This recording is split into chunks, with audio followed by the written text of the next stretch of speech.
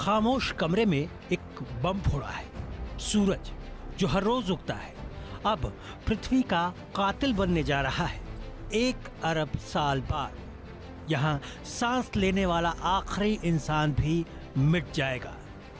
वैज्ञानिकों की आंखों में ये डर है या फिक्र है कि सूरज का तापमान बढ़ेगा, महासागर उबलकर भाप बनकर उड़ेंगे, हवा आग बन जाएगी और पृथ्वी पर जीवन की आखिरी चीख भी दब जाएगी। नासा की रिपोर्ट अलर्ट कर रही है, सूरज एक दिन फूलकर रेड जायंट बनेगा, उसकी लपटें पृथ्वी को निगल लेंगी और हमारी नीली दुनिया पल भर में राख का ढेर। 100 मिलियन बाद ऑक्सीजन की आखिरी सांस खींची जाएगी। तापमान इतना कि हड्डियां पिघलें, सांस लेना भी मौत का दूसरा नाम हो जाएगा। असल में नासा और जापान की तोहो यूनिवर्सिटी के शोधकर्ताओं ने यह भविष्यवाणी करने के लिए एक अत्याधुनिक सुपर कंप्यूटर मॉडल का इस्तेमाल किया। इस मॉडल में पृथ्वी के वायुमंडल, सौर ऊर्जा, जलवायु परिवर्तन और ऑक्सीजन के स्तर सहित कई कारकों का अध्ययन किया गया। अध्ययन से पता चला कि अगले अरबों वर्षों में पृथ्वी का तापमान बढ़ता रहेगा और ऑक्सीजन की मात्रा धीरे धीरे इतनी कम हो जाएगी कि जीवन का अस्तित्व ही असंभव हो जाएगा। इस दौरान पृथ्वी का तापमान 100 डिग्री के पार चला जाएगा। नासा की आवाज में राहत और चेतावनी, अभी वक्त है। तकनीक, ऊर्जा, जलवायु अगर आज संभाले नहीं संभले तो ये अंतिम उल्टी गिनती और तेज हो जाएगी। यानी कल नहीं, परसों भी नहीं, लेकिन घंटी बज चुकी है।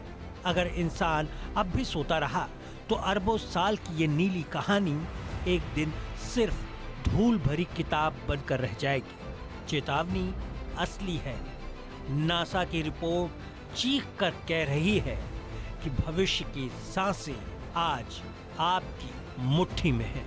Bureau report, India news.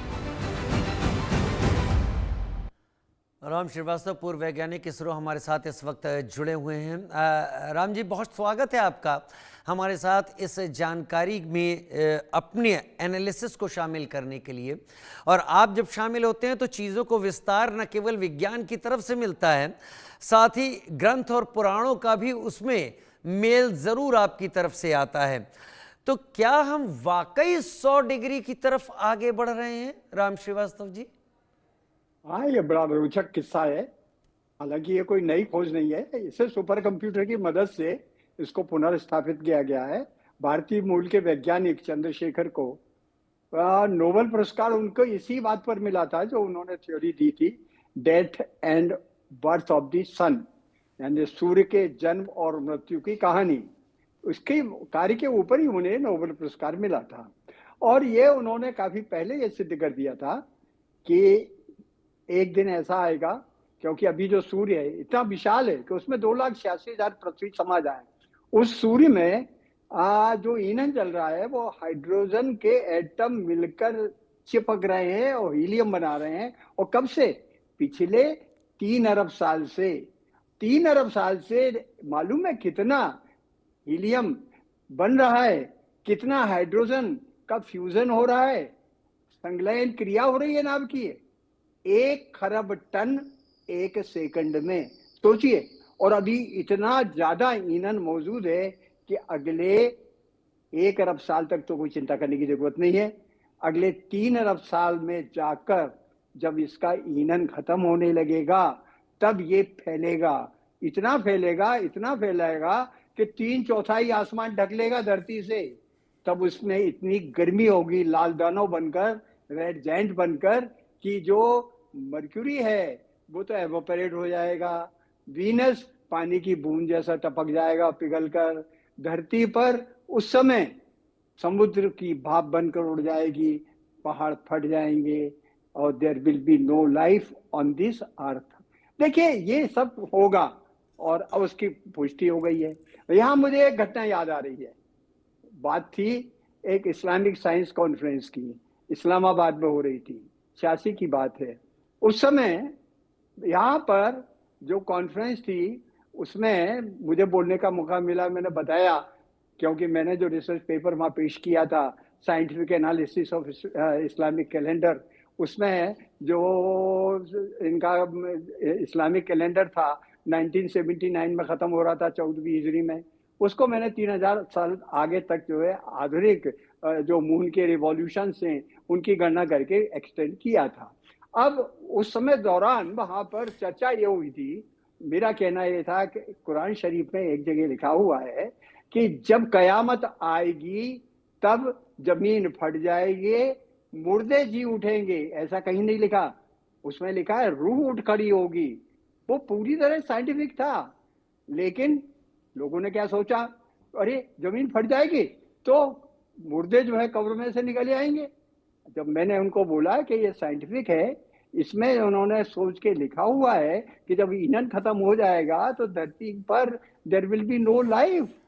जब रूह उठ जाएगी माने धरती की रूह उठ जाएगी, लोगों ने समझ लिया कि मुर्दे ही उठेंगे। मुझे आर्ग्यू करना पड़ा, भाई अगर मान लो आपकी बात सच है तो वहां पर क्या होगा, अकबर भी आ जाएगा, जहांगीर भी आ जाएगा, इधर जो है आपका औरंगजेब भी आ जाएगा, इतने सारे सब उठे आएंगे, फिर क्या होगा?